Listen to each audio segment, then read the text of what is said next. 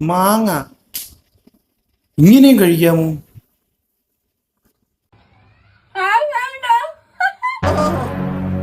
അത് തിന്നിറക്കിയിട്ട് പറ, അല്ലെങ്കിൽ അണ്ണാക്കില് മാങ്ങാണ്ടിയൊക്കെ കുരുങ്ങിയിരിക്കും.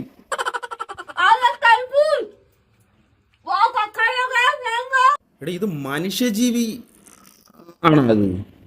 ഞാൻ അതല്ല ആലോചിക്കണത്. ഈ മാങ്ങയും ഈ മറ്റേ ഷമ്മാമ അതല്ലായിരുന്നു, ഇതുപോലെ പഴുത്ത കൂഴച്ചക്ക വല്ലതുമായിരുന്നെങ്കിൽ എന്തായിരുന്നു അവസ്ഥ?